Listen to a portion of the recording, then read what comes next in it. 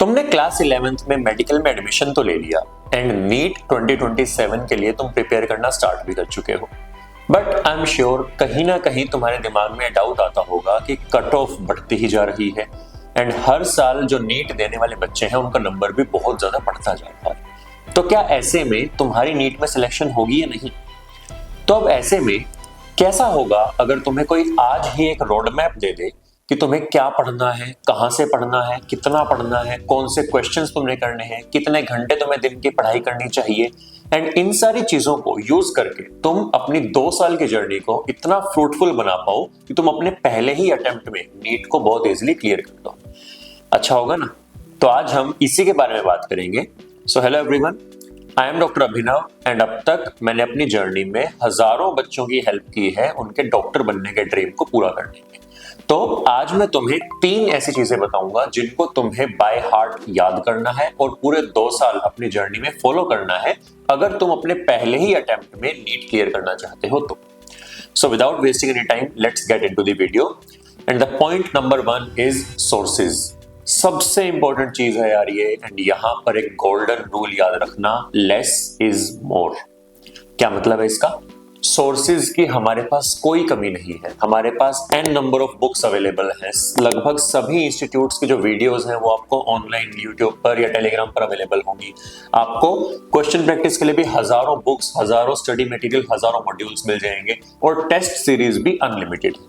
तो ऐसे में बच्चों का ओवरवेल्म होना बहुत ईजी होता है एंड बच्चे पीयर प्रेशर में आके ज्यादातर चीजों को ज्वाइन कर लेते हैं कि शायद मेरे दोस्त ने ये चीज ज्वाइन की है, अगर मैं भी कर लूं तो मेरे मार्क्स में इंप्रूव कर जाए या फिर मेरी भी रैंक में भी इंप्रूव कर जाए अगर मैं उस कोचिंग की वीडियोस भी देखना स्टार्ट कर दूं। बट यहाँ पे आपने अपने आप से एक प्रॉमिस करना है कि आप जो आपके सोर्सेज हैं, जो कुछ सोर्सेज मैं बता रहा हूं, आप उन पे ही स्टिक करेंगे, आप हर तरफ नहीं भागेंगे। 2 साल में बहुत बार होगा कि आपको सुनने में आएगा कि ये वाली बुक कर लेनी चाहिए, ये वीडियोस देखनी चाहिए, ये टेस्ट सीरीज ज्वाइन करनी चाहिए, बट ऐसा कुछ भी नहीं है। जो हमारे कुछ बेसिक गोल्डन सोर्सेज हैं आपने उन पर ही स्टिक करना है and the first is NCERT books. NCERT books को अंडर एस्टिमेट करना बहुत इजी होता है। बहुत बच्चे एनसीईआरटी बुक्स को बहुत सिंपल समझते हैं, बहुत कॉमन समझते हैं। उन्हें लगता है कि सिर्फ अगर एनसीईआरटी से ही सिलेक्शन होती तो सभी बच्चे सिलेक्शन ले लेते क्योंकि एनसीईआरटी की वेटेज, एनसीईआरटी की थिकनेस बहुत ही कम है। लेकिन एनसीईआरटी बहुत ही ब्रिलियंट बुक है और एनसीईआरटी की लैंग्वेज को समझना बहुत जरूरी है। मैं अपने एग्जांपल देता हूं। अब तक अपनी प्रिपरेशन टाइम से लेकर जो मैं पिछले 5 साल से टीच कर रहा हूं, इन दोनों अगर मैं मिला लूं तो मैंने बायो की एनसीईआरटी कम से कम 150 to 200 टाइम्स पढ़ी होगी। लेकिन आज भी जब भी मैं एनसीईआरटी दोबारा खोलता हूं, कोई ना कोई नया फैक्ट, कोई ना कोई नया कॉन्सेप्ट मेरे सामने होता है जो मैं आज से पहले कभी देख ही नहीं पाया था। तो एनसीईआरटी बुक्स को अंडर एस्टिमेट मत कीजिए। एनसीईआरटी बुक्स से नीट आता है, ये एक फैक्ट है, लेकिन एनसीईआरटी बुक्स को समझना और याद करना और इंफॉर्मेशन को रिटेन करना बहुत मुश्किल है, ये भी एक फैक्ट है।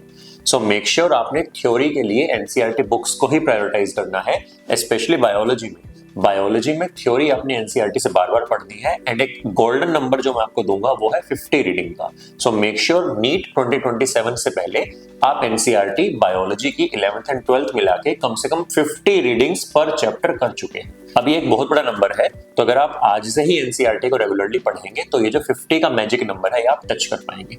एक bonus tip, NCERT includes NCERT exemplar and NCERT lab manual. बहुत सारे बच्चे इनको मिस कर देते हैं, उन्हें लगता है कि जो एनसीईआरटी की टेक्स्ट बुक्स हैं बस वहीं से क्वेश्चन आता है, बट ऐसा नहीं है। एनसीईआरटी एग्जाम्पलर में एंड जो आपकी लैब मैनुअल है वहां भी काफी सारी इंफॉर्मेशन दी हुई है जो एनसीईआरटी टेक्स्ट बुक में नहीं है और वहां से नीट में क्वेश्चन आ सकता है।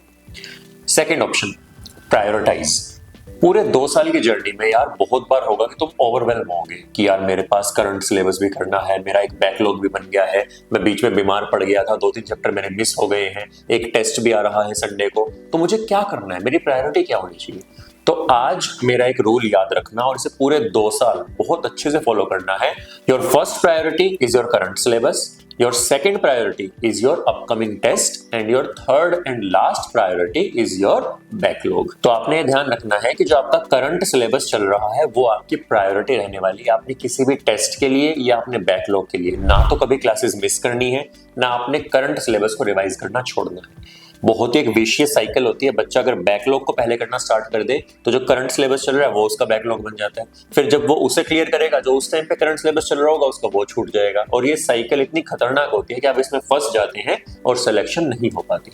सो मेक श्योर अगर थोड़ा बहुत बैकलॉग बन भी गया है कोई बात नहीं, इनफ टाइम मिलेगा हमें। एंड आपका जो टाइम आपको मिलेगा वो मिलेगा क्लास 12th के बाद। क्लास 12th का सिलेबस काफी कम है as compare to class 11th, तो क्लास 12th में आपको इनफ टाइम मिलेगा, आप अपने बैकलॉग उस टाइम पे कर सकते हैं। इसके अलावा अगर आपका कभी करंट सिलेबस टाइम से पहले खत्म हो रहा है तो उस वीकेंड पे, संडे में या किसी भी दिन या हर दिन एक एक 2-2 घंटे का टाइम निकाल के आप बैकलॉग कर सकते हैं, बट हाँ करंट सिलेबस होने के बाद। करंट सिलेबस के बाद जो करंट टेस्ट आ रहा है, नेक्स्ट संडे कोई टेस्ट है, 15 दिन के बाद कोई टेस्ट है, आपने उस टेस्ट को करना है। एंड जब वो सिलेबस भी आपका हो जाए तब जाके आप अपना बैकलॉग क्लियर करेंगे। एंड फाइनली एक ऐसा पॉइंट जो आज तक मुझसे मैक्सिमम लोगों ने पूछा होगा, how many hours to study, कितने घंटे हमें पढ़ना चाहिए। अब इसका एक्चुअल आंसर है इट डजंट मैटर। ये टोटली डिपेंड करता है आपका स्टडी टेक्निक क्या है, आप कितनी बार में चीजों को याद कर पाते हैं, आपको रिवीजन की कितनी जरूरत होती है। But to give you an idea, आपको अपनी क्लासेस के अलावा at least 6 to 8 hours self study का टाइम निकालना है। और ये टाइम भी आपने हर एक सब्जेक्ट में इक्वली डिवाइड नहीं करना है, आपने चीजों को प्रायोरिटाइज करना है। मेरे अकॉर्डिंग आपके डे का जो भी सेल्फ स्टडी का टाइम है उसका 50% should go to physics, 30% should go to chemistry and बचा हुआ 20% शुड गो टू बायोलॉजी। ये कोई हार्ड एंड फास्ट रूल नहीं है, आप इसको अपनी डे टू डे सिनेरियो के हिसाब से चेंज कर सकते हैं। बट ओवरऑल फिजिक्स को आपने सबसे ज्यादा टाइम देना है क्योंकि वहां पे थ्योरी के साथ क्वेश्चन प्रैक्टिस में काफी टाइम लगता है, उसके बाद केमिस्ट्री एंड लास्ट में बायोलॉजी। तो अगर आप इन चीजों का ध्यान रखेंगे तो नीट की जो आपकी जर्नी है वो काफी स्मूथ भी रहेगी एंड आपके सिलेक्शन के चांसेस काफी हाई होंगे। अगर अब भी कोई डाउट है बेझिझक नीचे कमेंट सेक्शन में मुझसे पूछना एंड मैं तुम्हें जरूर आंसर करूंगा। एंड चैनल को सब्सक्राइब कर लेना यार, मैं ऐसी ही और भी बहुत सारी helpful videos time to time channel पर अपलोड करता रहूंगा। Thank you and all the best.